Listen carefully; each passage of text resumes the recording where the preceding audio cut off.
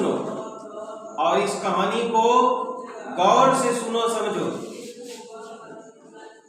हम कल भी बताए थे पिट्यूटरी ग्लैंड के बारे में, बताए मैं पिट्यूटरी ग्लैंड के बारे में। Yes sir. तो चौक रखा, चौक वो भी निकालो तब तक। तो हम बताए पिट्यूटरी ग्लैंड को हम लोग कौन सा ग्लैंड कहते हैं? Master gland. पिट्यूटरी ग्लैंड को कौन सा ग्लैंड कहेंगे?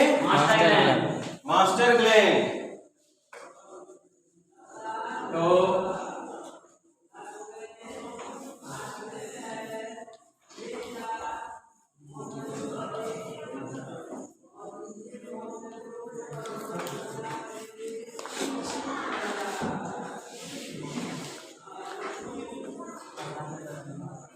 एकदम ध्यान से सुनना और देखना। तो उसमें हम लोग क्या शुरू किए थे? Endocrine gland.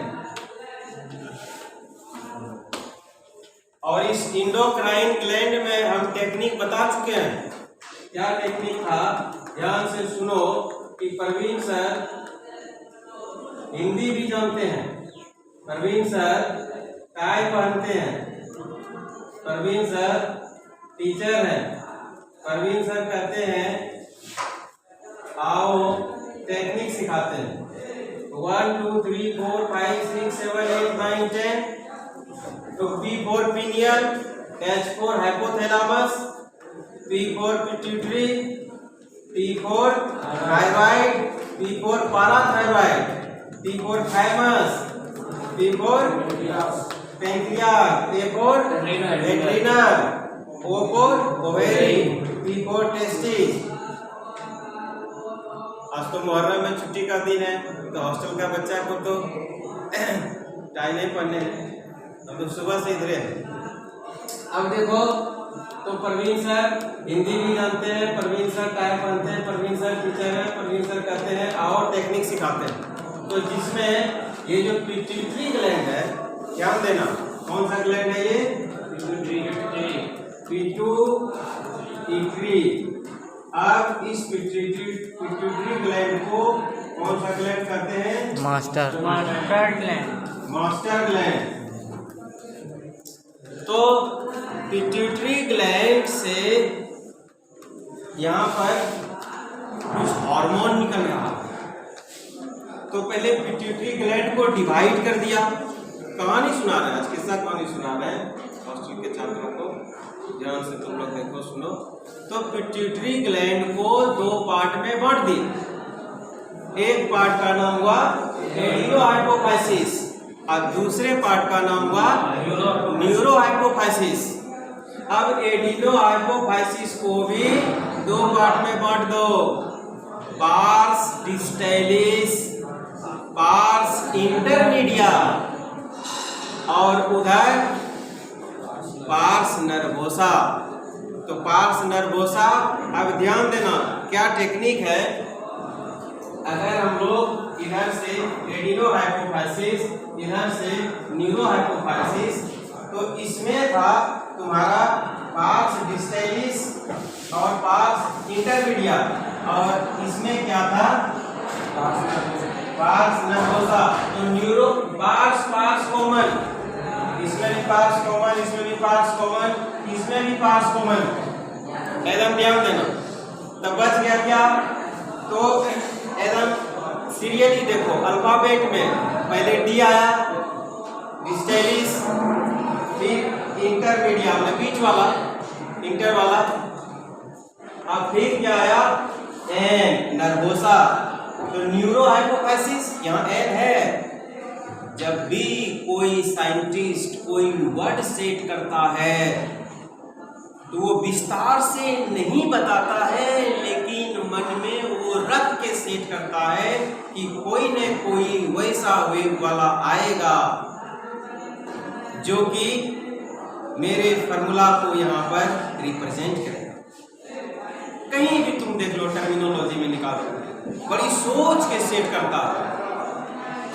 तो फिर हम यहाँ बता रहे थे कि जो है सो ये पार्स इंटरमीडिया से एक ही हार्मोन निकलते हैं, मेलानो स्टिमुलेटिंग है ना, मेलानोसाइट स्टिमुलेटिंग हार्मोन। और यह जो है पार्स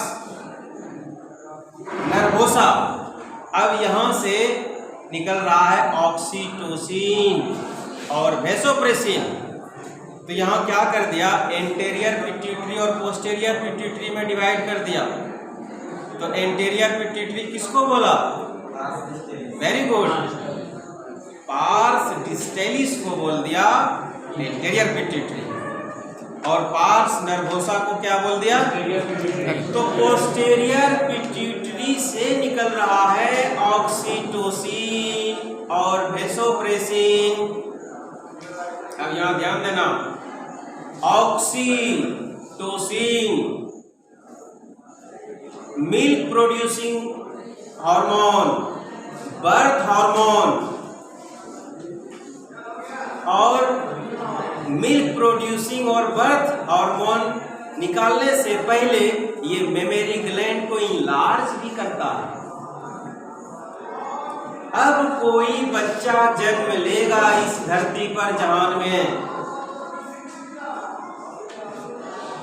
ऐसे कहा गया है कि जिसने जन्म दिया है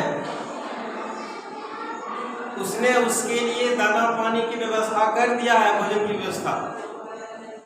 तो जिस ऑक्सीटोसिन बर्थ हार्मोन के चलते जन्म हुआ, उसी हार्मोन ने मिल्क प्रोड्यूसिंग करा करके पेट भरने का भी काम किया है। लेकिन हम यहाँ दूसरा चीज करना चाह रहे थे कि oxygen, oxytocin, oxy common, mathematics में पढ़ते हैं ना, कॉमन लेते हैं। तो यहाँ पर क्या है कि जिसने जन्म दिया, खिड़की बंद कर, जिसने जन्म दिया, उधर से आवाज आ रही है, जिसने जन्म दिया ना, बर्थ हार्मोन ऑक्सीटोसिन, ऑक्सी, एक तो जन्म दे दिया, ऑक्सीटोसिन जन्म दिलाने का काम किया, लेकिन यहाँ पर जान किसने दिलाया, तो ऑक्सीजन, ऑक्सीजन, ऑक्सीजान है, ऑक्सीजन नहीं है, ऑक्सीजान है। ऑक्सीजान ने जान दिया और उसका सांस चलने लगा। ये दोनों हार्मोन ऑक्सीटोसिन एंड ऑक्सीजन, ये दोनों देवी देवता के रूप में है। ये दोनों हार्मोन नेचुरल यूनिवर्सल गॉड के रूप में है, जिसको कि हम लोग आसानी से नहीं समझ सकते।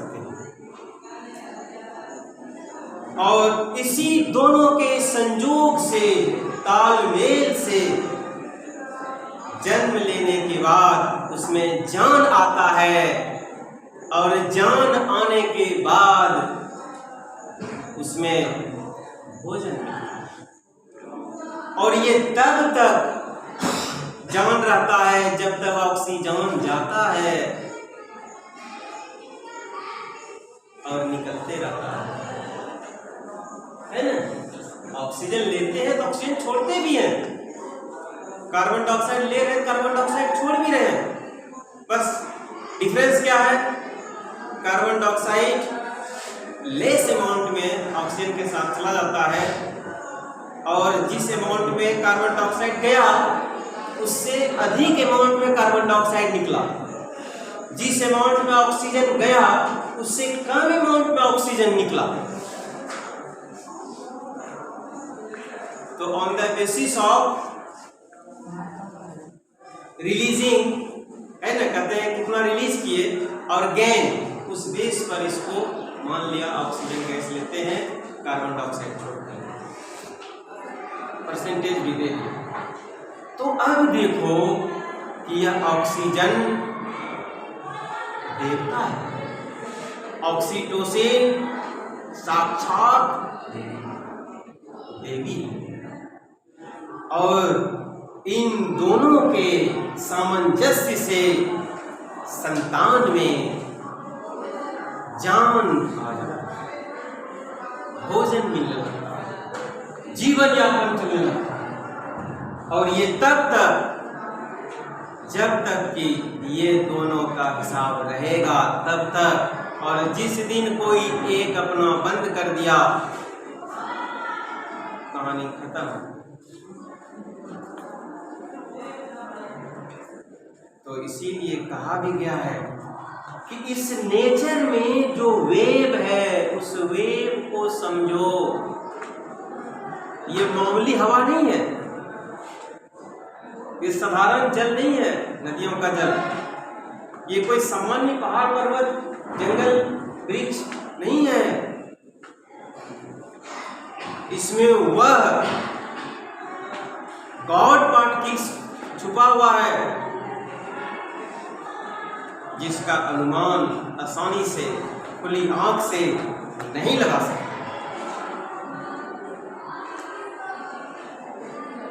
तो इसीलिए हम लोग कम से कम इतना तो जरूर जाने कि पिट्यूटरी ग्लैंड को कितने पार्ट में डिवाइड किया?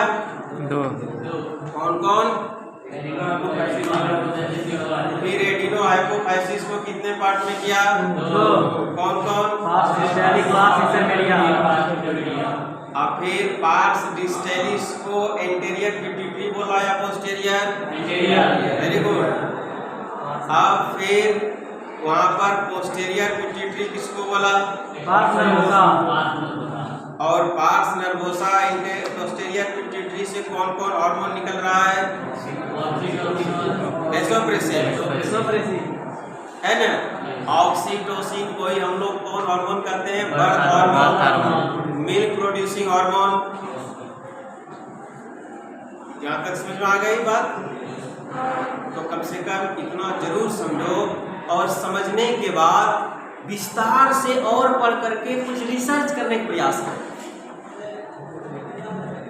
Spiritual versus scientific, natural versus scientific, social versus spiritual with scientific. जब तुम ऐसा रिसर्च करोगे तो एक दिन वैज्ञानिक बन जाओगे और तुम्हारे रिसर्च से दुनिया को तब तक ज्ञान मिलते रहेगा जब तक सूरज चांद रहेगा, तब तक तेरा नाम रहेगा। इसीलिए हम प्रयास करते हैं, कहते हैं बार बार कि तुम लोग खूब पढ़ो, तुम्हारा कल्याण होगा। धन्यवाद।